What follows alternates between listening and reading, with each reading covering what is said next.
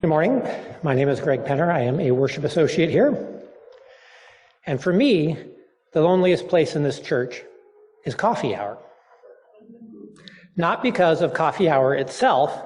I mean, it's a room full of lovely people and coffee and cookies. What's not to like about that? Still, most Sundays after church, I head straight out, or I might sneak through to grab a cookie and then head out. And I've been doing that for most of my 20 years here.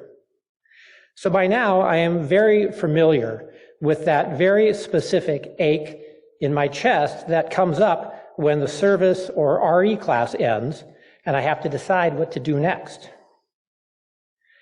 But it wasn't until I started thinking about the topic of this reflection that I identified those feelings as loneliness. As a wise person once said, feelings are confusing. And it isn't just coffee hour that triggers that feeling in me. It can come up anytime I feel like I'm on the outside looking in and I don't really know how to go in and connect with whoever's in there. I've been aware of this feeling for a long time. I just hadn't identified it. But I felt like I understood it. It seemed to me to be related to the difference between human being and human doing. Human doing is the idea that my actions are what are important. For me, that feels like I need to earn my place wherever I am. I have to demonstrate my value. It's connected to what Brene Brown calls the hustle for worthiness.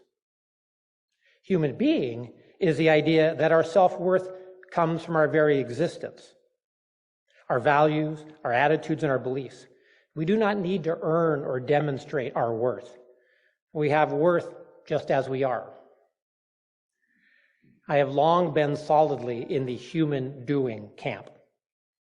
So going to coffee hour and just talking to people with no agenda or task to validate me can be hard.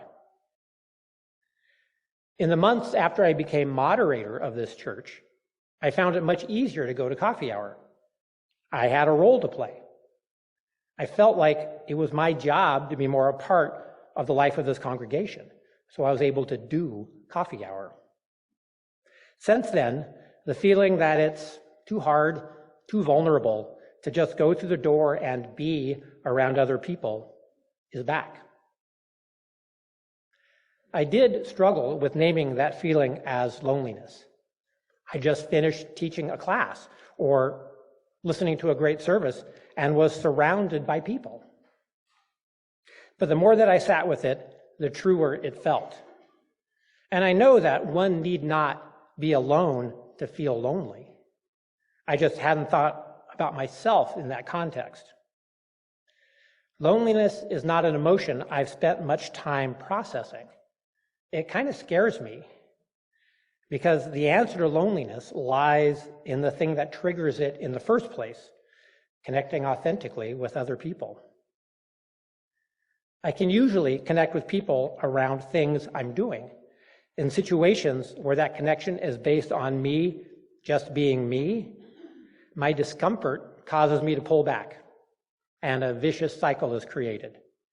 Discomfort leads to withdrawal, which leads to separation, to distance, to loneliness, which circles back to discomfort.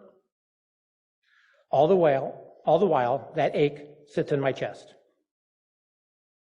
I know there are people who suffer from chronic loneliness, and I'm grateful that that's not a challenge I have right now. Yes, I do feel lonely sometimes, and I'm grateful that right now I feel more seen and connected than ever in my life. I know I just outed myself as a lonely person in the midst of this kind and caring congregation. My intention, though, is not to elicit a response from you toward me. It was to tell my story with the hope that someone can relate to it. That it makes me more visible, more known, more connected to myself and to you is a bonus. These days, when I encounter strong feelings, my goal is to welcome them in, make space for them, feel them, learn from them, then see what comes. That idea sounded familiar to me, maybe something I've even heard from this very pulpit before.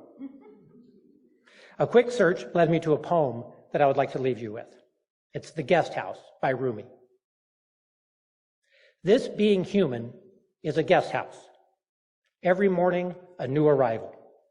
A joy, a depression, a meanness.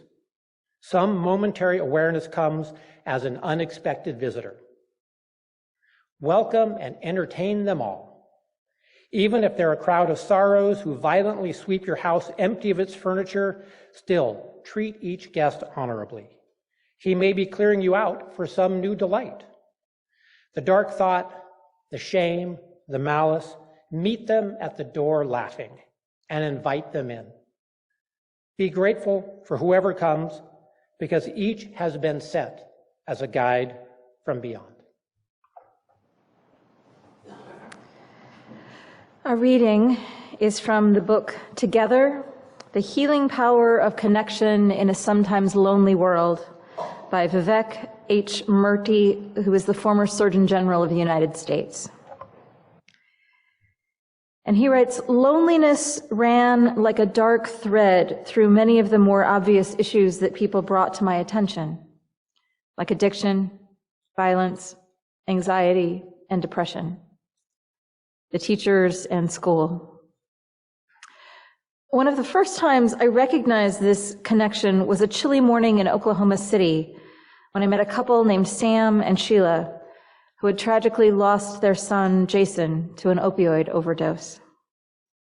We met at their local treatment facility more than a year after Jason's death. The pain that both carried was visible in their exhausted faces. Once they started talking about their son, it didn't take long for their eyes to well up. Their wounds were still raw. Losing Jason had been unimaginably painful. But what made it even worse was that at their hour of greatest need, they found themselves without the people they'd counted on for years. When bad things happened to our family before, Sheila said, our neighbors would show up to help or express their support. But when our son died, no one came by. They thought we might be embarrassed that he died of a disease they believed was shameful. We felt so alone.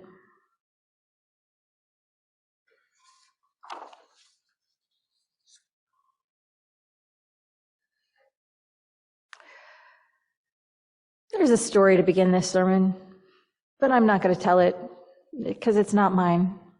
But what I will talk about for a moment is listening to you talk and say what loneliness feels like for you. The loneliness of your kids all being home and then all going away. The loneliness of not being understood or feeling like you haven't been heard. The loneliness of carrying something so big and not feeling like anybody else can share it. The loneliness of actually being alone. The sometimes even greater loneliness of not actually being alone and feeling alone. Loneliness aches. It hurts. It hurts us. And it's something that all of us deal with at some point or another. Sometimes I feel like I don't really feel loneliness because when I feel loneliness, I call a friend or I go out and do something or I go out in public and I go see a movie by myself or take myself to dinner, and so I don't have to deal with it. But I feel it. I feel lonely when sometimes it feels like you are carrying things and no one else is carrying them. Sometimes loneliness feels like your spouse or partner isn't there anymore, and that's a really fierce kind of loneliness. Grief is loneliness. And loneliness hurts. It is indeed a health crisis. Doctors, authors, and researchers tell us that being lonely has health effects greater than smoking up to 15 cigarettes a day and is worse for one's health than obesity, being sedentary, or drinking alcohol. And besides health problems, loneliness and isolation are key factors in addiction. Johann Hari, in his book Chasing the Scream, writes that addiction is less a matter of drugs taking over one's brain than a disease of disconnection.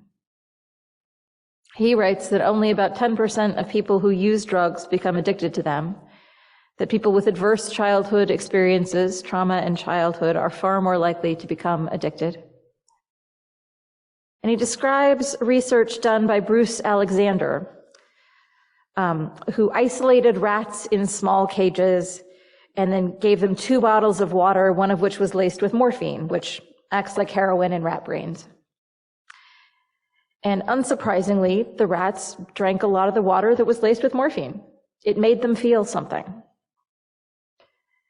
The more surprising part of the study was when Alexander created Rat Park. Rat Park was a rat paradise with tasty treats and other rats to be friends with and exercise equipment and brightly colored things to explore. And perhaps surprisingly, the morphine-laced water bottles became way less attractive when there was something else to do. How many of you have heard of that, the study that's done where you put somebody in a room and you say, okay, this button, if you push this button, it will give you an electric shock and it hurts, so don't do it. And so many people couldn't handle being in the room by themselves with their own thoughts for 15 minutes. And so they pressed the button. Some of them several times. 100s of times he was an outlier. And of course it was a he.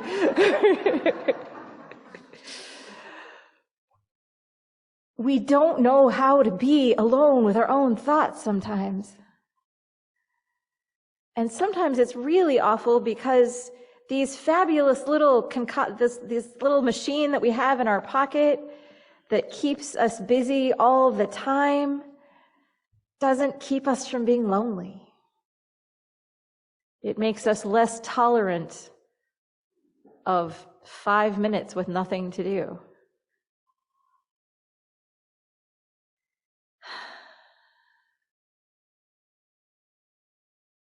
Loneliness hurts.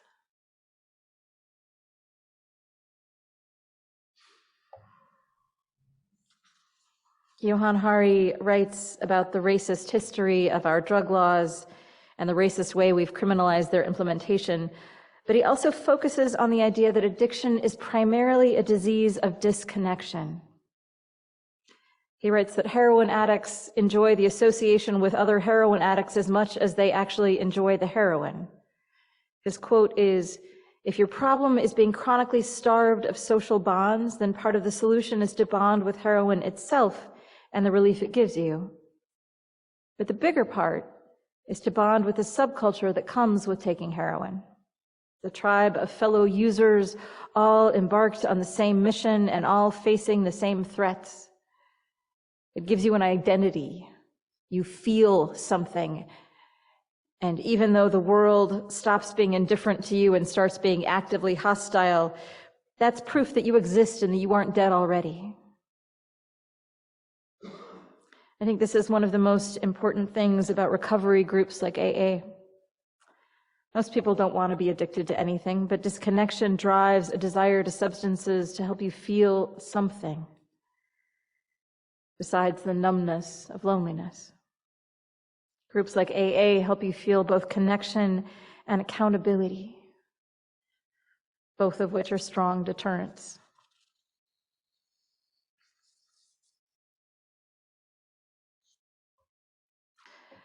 Your board lately has been wrestling with the issue of unhoused folks who are sleeping in our vestibules. It is a tricky issue. It is not something that has an easy answer. On one hand, we believe strongly in the inherent worth and dignity of every person. And we realize that as much as we wish it were different, there aren't affordable homes for everyone who wants one, and in Clackamas County, there aren't even any shelter beds available. My father's heart provides food and mats to rest on and showers for folks during some days of the week, but there is no place in Clackamas County for folks to sleep. And so people sleep outside. And because we don't chase them away as actively as some places do, sometimes they sleep here. And yes, it can be annoying and sometimes even scary to encounter someone sleeping on the steps of the church. And it's really frustrating to encounter the detritus of someone who doesn't have access to a restroom 24 hours a day. It's a problem. But in a city that doesn't offer options, many of us feel that as a church that believes in human worth and dignity, and in justice and equity and compassion, that allowing somebody to sleep under the roof on our porch is sort of the least we can do. There are many of us who are willing to kindly say to someone, "Hey friend, we're about to have people coming through this door. Could you move now?" And we have almost always just had easy responses. "Sure, yeah, give me a second. I'll be out of here in a minute." We are working on longer-term solutions to this issue, and we'll be talking about it at a second Sunday, second hour in February. We would love to have more options to refer people to, but we don't right now. And many of us believe that our faith calls us to treat folks with dignity and compassion. And we do believe that your behavior is important. We do ask people to leave and not return if they behave badly or in ways that make the preschool less safe. That's important too. Oregon in 1995 shut Damish, one of the state mental hospitals, after investigations showed that the care people received was minimal at best and conditions were horrific. State mental health advocates urged the state to adopt more small-scale housing and treatment options centered in the community. It was a great idea and good to close a hospital that caused more harm than good. But unfortunately, as happens way too many times, the state didn't fund and staff those smaller-scale housing and treatment options. And while it's important that those who can have some kind of choice as to whether or not they want treatment, the laws make it almost impossible to force someone into treatment whose mental illness makes it impossible for them to consent. There was an article in the Oregonian, I didn't find it, so my quotes are not exact, but there's an organization that has a woman in her 60s living outside, and she is just on the edge of this being a danger to herself. She's not a danger to others, but she's a danger to herself. She can't take care of herself. And because once in a while the staff who is working so hard can get her inside into a shower and clean clothes, the people who say whether or not she could go to a hospital and get treatment say, "No, she's too functional, sorry." And the people in the organization are saying, "No, she's not. She needs help and she can't consent because of her illness." But she is a danger to herself, and they are so scared that she's just going to freeze to death.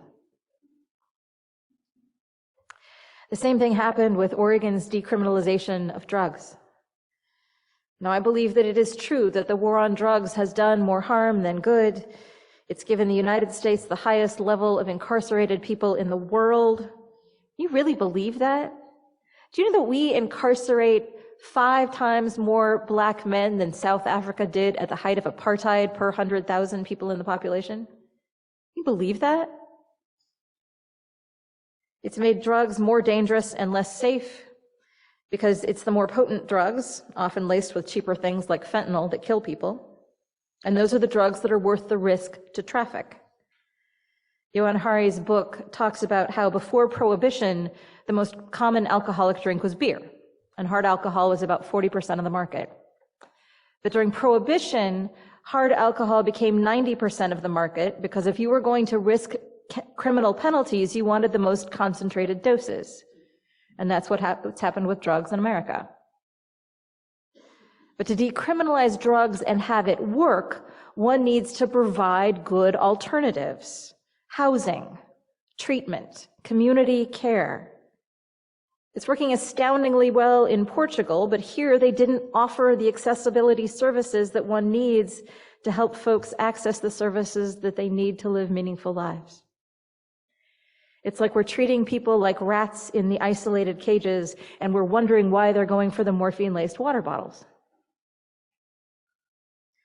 There are so many social problems. There's a lack of affordable housing and mental health resources and addiction services, and we can't have much of an effect on a lot of these issues. We are a tiny church.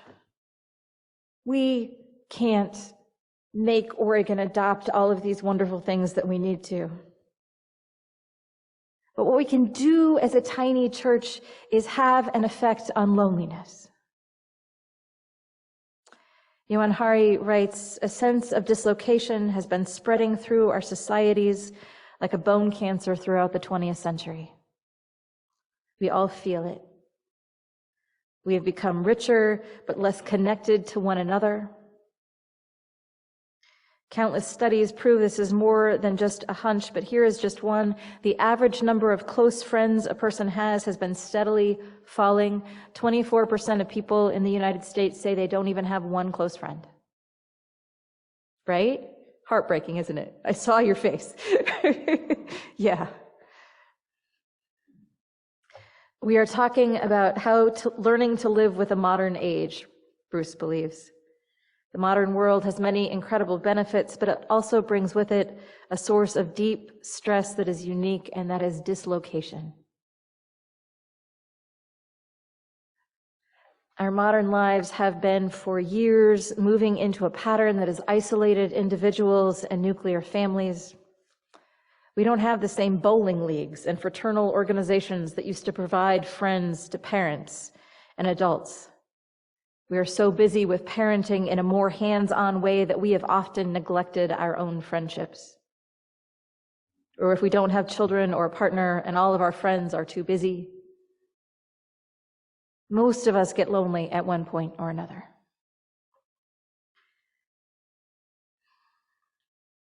Sometimes it's grief that causes that loneliness. My friend and colleague, Reverend Lois Van Leer, wrote on Facebook of the death of her wife 4 years ago, and I shared this with her permission. She writes, "The first time I thought that I would not survive grief was a month after my mother died. I was 35, and it felt like the foundation had been knocked out from under me, because it had been.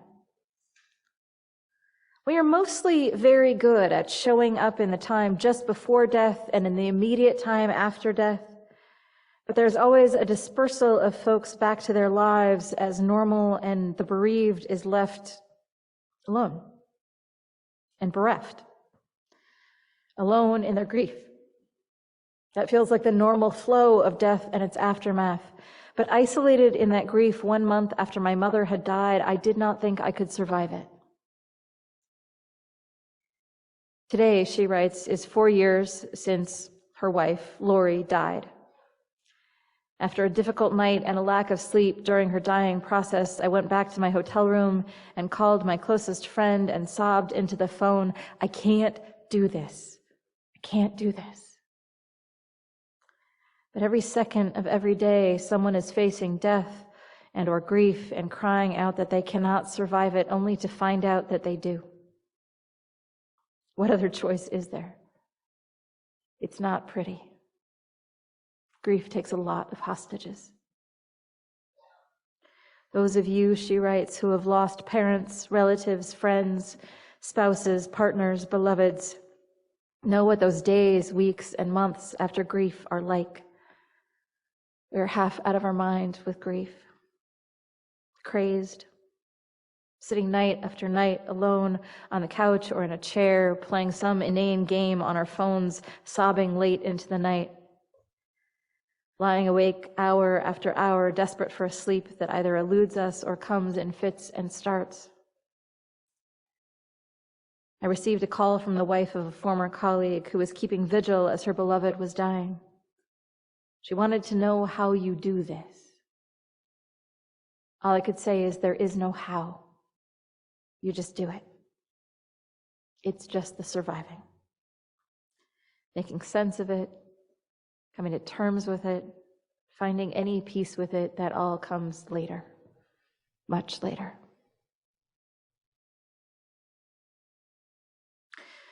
Grief almost always leads to a sense of loneliness, but sometimes both the grief and the loneliness happen before the person actually dies.